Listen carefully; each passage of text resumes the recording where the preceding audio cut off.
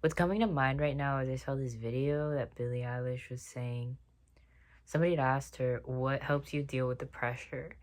And she was like, that I'll die. And I was like, what? But she was like, I'm gonna die. Everybody else is gonna die. At some point, nobody's gonna remember me. Because I'll be dead and everybody else who knew me will be dead. So, heck it. Like, who cares? Like, it'll disappear anyway. So might as well just do whatever the heck you want to do. Obviously, I don't condone murder, okay? Don't do bad things. But, you know, like objectively bad things. I know some people might believe that to be subjective, but I believe that murder is, objectively bad. I'm so funny. But I kind of like that point. There was also something else that she had said where she was talking about whenever you want to do something, how to know if you truly want to do it because you just want to do it, or if it's motivated by the desire for acceptance by society or the people around you or whatnot. And she had said that if everybody dropped dead right now, would you be satisfied with what you're doing? Would you be thoroughly joyous about what you're doing, what you've been doing, what you're creating? We're all artists.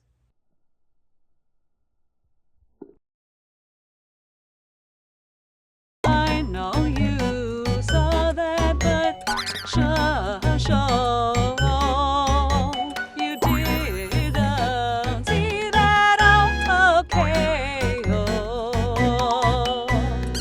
We're all artists. We're just painting different canvases. And it's not just for creatives. It's not just visual artists. It's not just musicians. It's everything you do. When you wake up and you start your day out by saying, ugh, I have to get up. I have to do this. Why do I have to do this? I don't feel like doing this. That's putting paint on your, I forgot what it's called, but the thingy where they put the paint in order to dip it, in order to dip the paintbrush in the paint and then paint on the canvas. I don't remember what palette, is that what it's called? I feel like it has a different name. The little wooden thingy. Anyway, you get what I'm gonna call it a palette. You're putting the paint on your palette. That attitude, those thoughts, that's the paint. When you tell somebody that you care about them and that you want to be in their life and that they matter to you, and you go out of your way to invest time into displaying the truth within those words that you've expressed,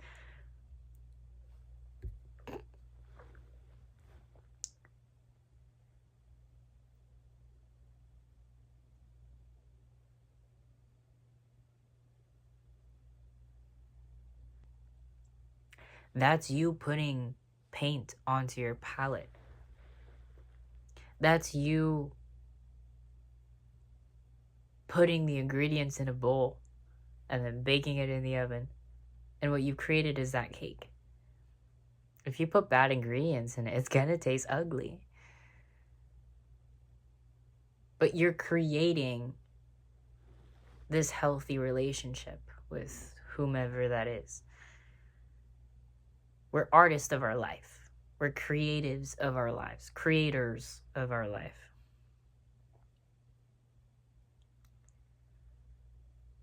It doesn't have to be visual art or audible art, audio art.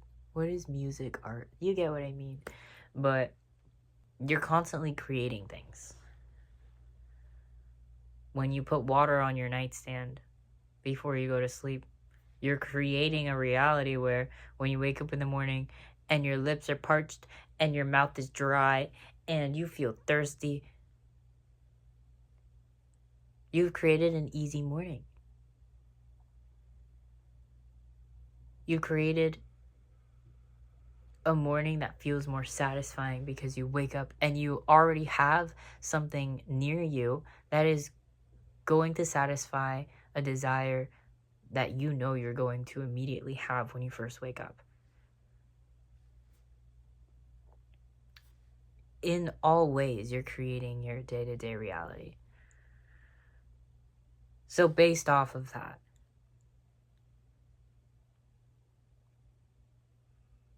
if everybody were to drop dead, would you be satisfied in where you are in your life, what you're doing?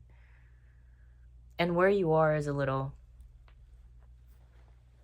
iffy because you may not be satisfied with where you are, but it's not so much where you are, it's more so what you're doing to get where you want to be, whilst also appreciating where you are.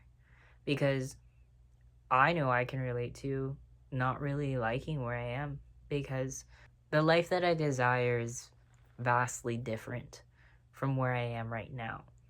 But I think one parallel thing that should persist within your now and your future is the present appreciation, the patient appreciation, the patient acknowledgement of this current moment and everything within it. It's easier said than done, but that's what brings peace, because you can have all the things that you want and be, say, at a better job, making more money, around people you love. But if you don't know how to appreciate that, what's the difference between now and later? You have what you want, but you don't really have it because you're not holding it. It's there, but you're not in it. You don't know how to be in it. You're just looking at it. Learn how to be here and appreciate the things that you do have, which can be, again, easier said than done, depending on the circumstance. But also, if everybody were to drop dead thing isn't really clicking for you, because it is kind of a strange analogy. I think what Billy meant by that was, if there was nobody there to judge you, if there was nobody there to feel the pressure of expectations outside of you, would you be satisfied with what you're doing, what you're pursuing, what you're desiring? And I only put desiring in quotations because you may think that you're desiring it when in reality you're desiring the acceptance of somebody else. And you believe that you will receive that through pursuing this thing. So you don't actually desire the thing, you desire the acceptance. So you're convincing yourself you desire the thing in order to pursue it.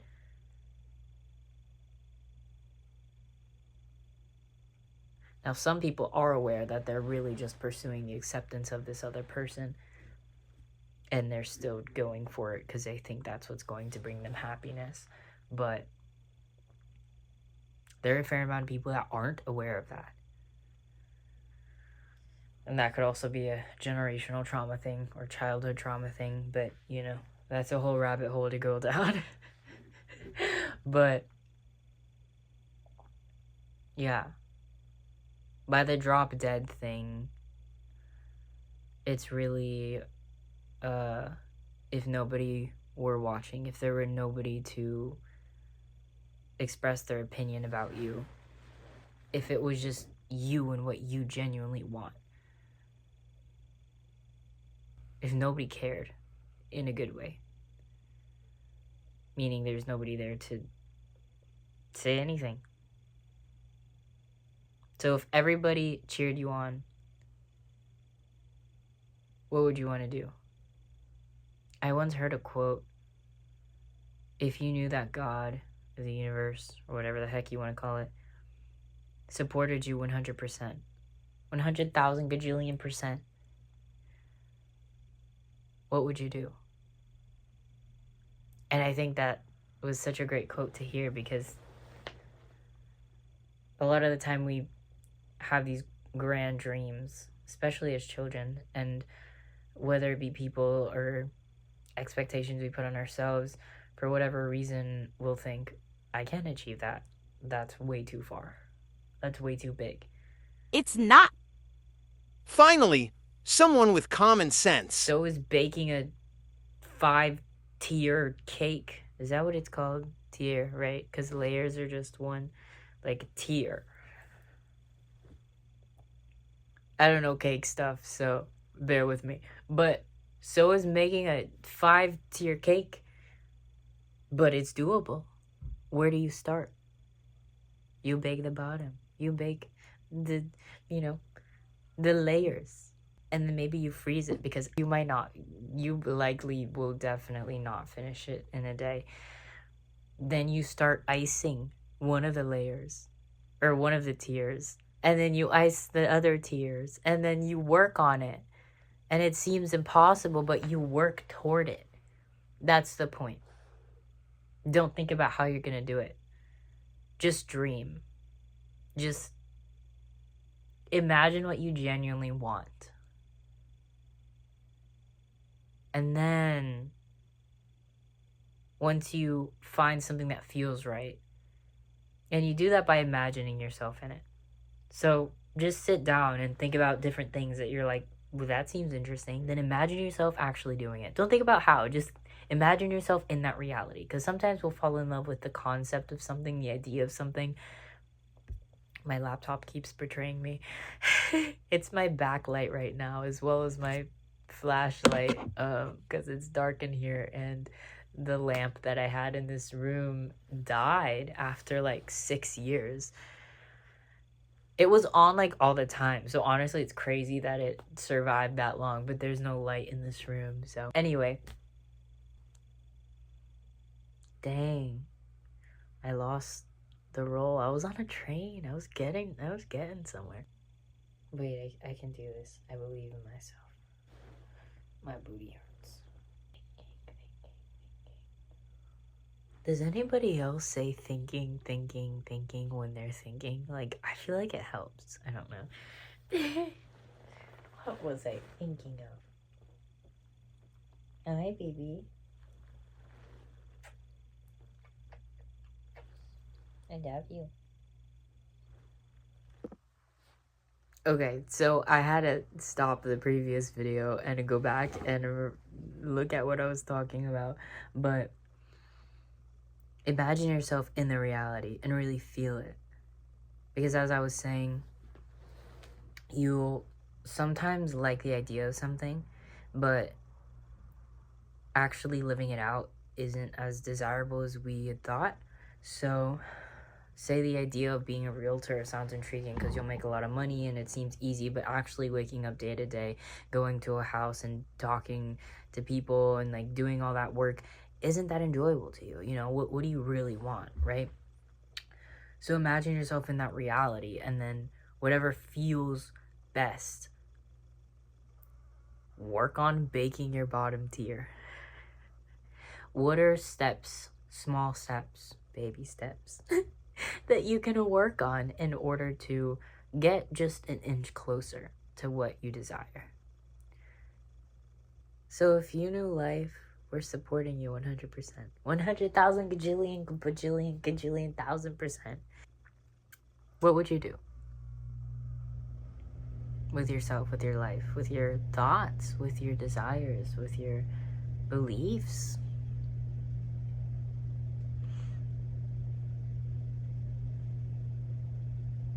Who would you be? Who would you let yourself be? Who would you let yourself be? I feel like I said that a little weird. Anyway, I'll leave it at that. This video is already longer than I wanted it to be, but I hope you have a lovely day. Thank you for being here in my funky lighting. Look, I'm doing my best. Okay, this is what I have. And literally my laptop with a white screen. Wait, can it? With a do you see that? And my flashlight died. So there's that. Anyway, thank you for being here with my fun lighting. Hey, we gotta start somewhere. This is my bottom tier, okay? I'm just starting to ice it, okay? I've started editing my videos. I hope y'all enjoyed the last one. It was about ADHD and marbles. I think it was a pretty good video. I'll put it somewhere. I'll put a card. Whatever those things are called. The card thing that pops up in the... Whatever. I'll put it in the description if you don't get that. But, yeah. I think it was pretty cool. I really liked how I edited it. It was really fun. I'm sure in the future I'll look back at it and be like, oh my gosh, that cake looked funky. We're working back with the analogy. So, like, you know, the whole tier thing. Like, my video probably looked funky, but it probably won't be anywhere nearly as high quality as the future. Hopefully, I will grow. I likely will, but I'm really proud of it. I had a lot of fun. I hope you guys enjoy it. I think it's pretty good, especially if you have ADHD. It's a nice analogy, I think. I already thought it was a nice analogy, but my therapist said it was a good analogy, so I'm gonna say it's a good analogy. A medical professional said yes. Well, are therapists medical professionals? I guess not. Mental professionals? Anyway. Because a psychiatrist would be a medical professional. I don't even know. My butt hurts from sitting for so long. So I'm going to say bye now. Thank you for being here. I hope you come back. I hope you enjoy my ADHD marbles video if you watch that. I know that sounds very weird, but it's part of the analogy, okay? That's like the one thing that I'm genuinely so good at is analogies. Like, I don't know. I feel like I've like gotten really good at analogies. It's the only way I make sense of anything. But I digress. Have a lovely day. Here's my doggo again. Oh, wait, you can't really see her that well. Look at her. She's so cute. She's so pretty. She's like, leave me alone. Oh, I can't tell if she just snuggled in closer or just wants to sniff her butt. But anyway, it just got even darker. How does that even happen? Okay, there we go. Bye.